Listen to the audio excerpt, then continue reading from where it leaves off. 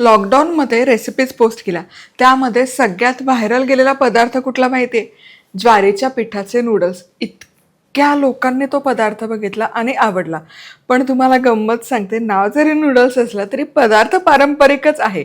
आणि तीच रेसिपी त्यानंतर बऱ्याच जणांनी ॲज इट इज फॉलो केली. म्हणजे आपली रेसिपी फुलप्रूफ आहे. नमस्कार, मी मधुराज रेसिपीमध्ये तुम्हा सर्वांचं खूप खूप खूप मनापासून स्वागत. नवं करकरीत चॅनल आहे, पटकन सबस्क्राईब करा. ज्वारीच्या पिठाचे बोटवे आपण करत आहोत. पारंपरिक रेसिपीमध्ये थोडंसं ट्विस्ट घालून आपण हे करतोय. तर सगळ्यात आधी काय करायचं, ज्वारीच्या पिठाची उकड काढायची किंवा ज्वारीचं पीठ मळून घ्यायचं. तर त्याकरता कढईमध्ये 1 कप पाणी गरम करायला ठेवूयात. यामध्ये अर्धा चमचा मीठ. पाण्याला 1 उकळी काढून घ्यायची. यामध्ये लगोलग ज्वारीचं पीठ घालायचं. तर 1 कप पाणी आहे, तर 1.25 कप ज्वारीचं पीठ घालूया. हे पटकन मिसळायचं. छान गरम पाणी ज्वारीच्या पिठामध्ये एकजीव झालं पाहिजे, म्हणजे ज्वारीचं पीठ छान होतं.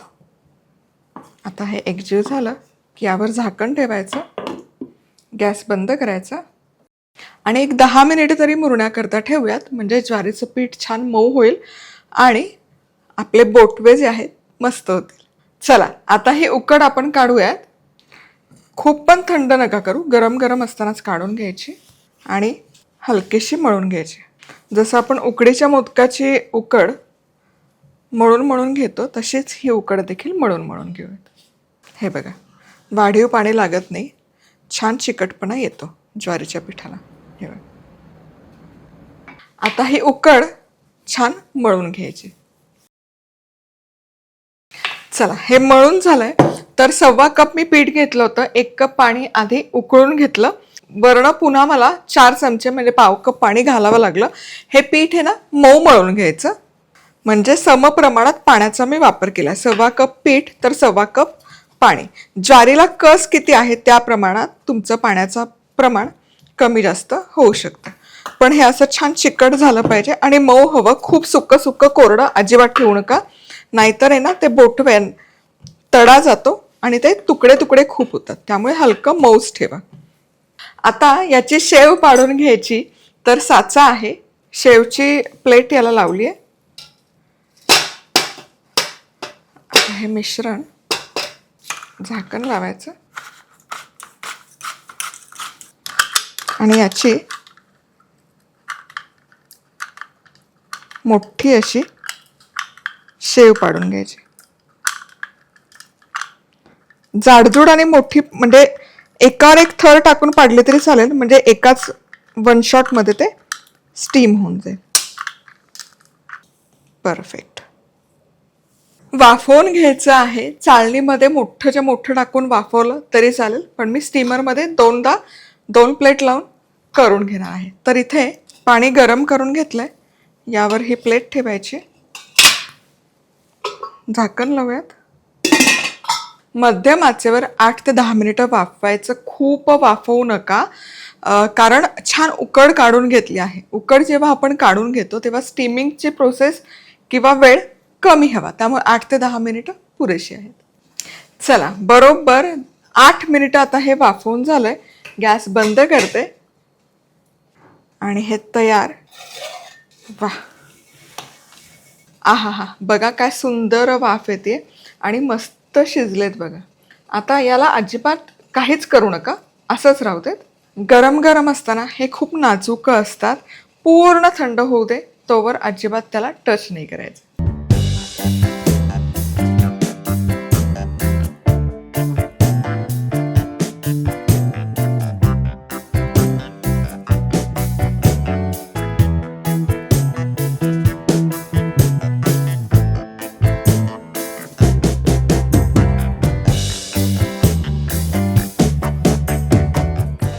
चला, इथे 3 चमचे तेल गरम करून घ्यायचं.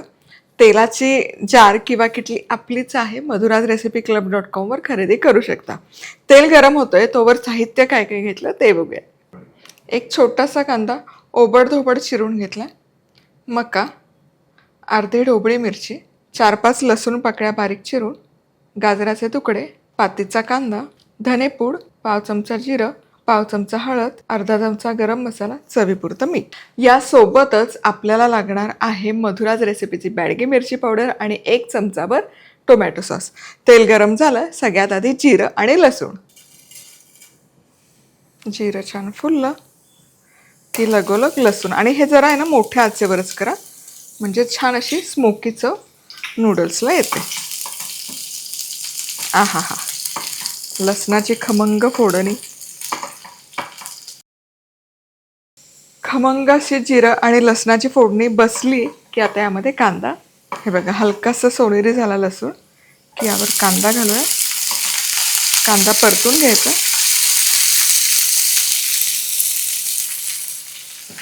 कांदा पूर्ण शिजवायची गरज नाहीये, फक्त 1 मिनिट गेला की आता यामध्ये पुढच्या भाज्या घालूया. गाजर, मका, ढोबळी मिरची आणि भाज्यांवर चिमूटभर मीठ, म्हणजे भाज्यांना चव लागते. आणि भाज्या देखील 2-3 मिनिटच परतून घ्यायच्यात, ओव्हरकुक करायची गरज नाही. चला, भाज्या 1-2 ते 3 मिनिटच परतून झाल्या. आता भाज्यांचा रंग बदलू नये म्हणून काय करायचं बघूया. भाज्या बघा काय सुंदर आणि रंगीबेरंगी दिसत आहेत.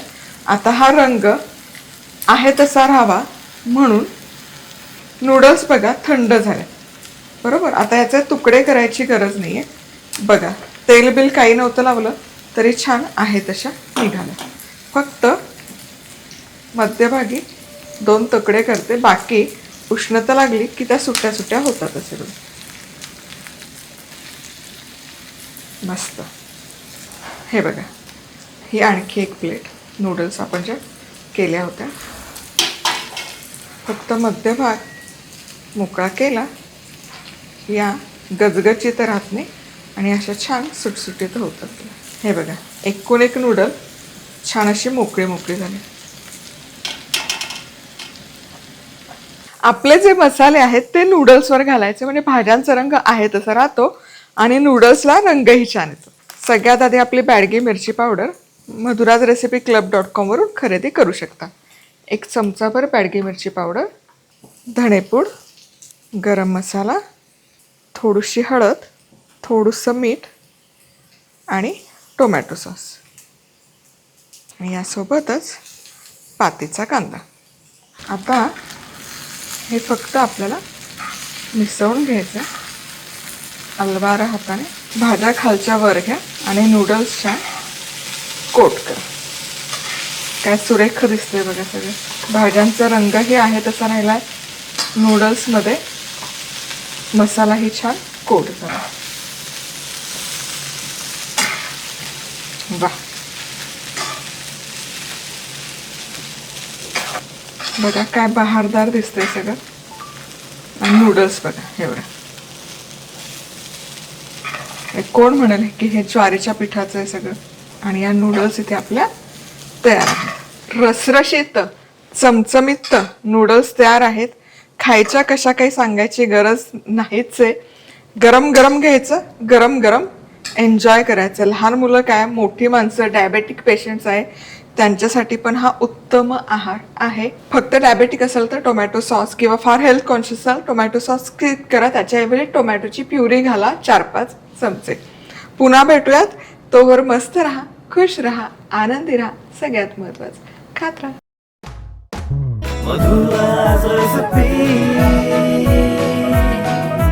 मधुराज रेसिपी, महाराष्ट्राची अस्सल चव.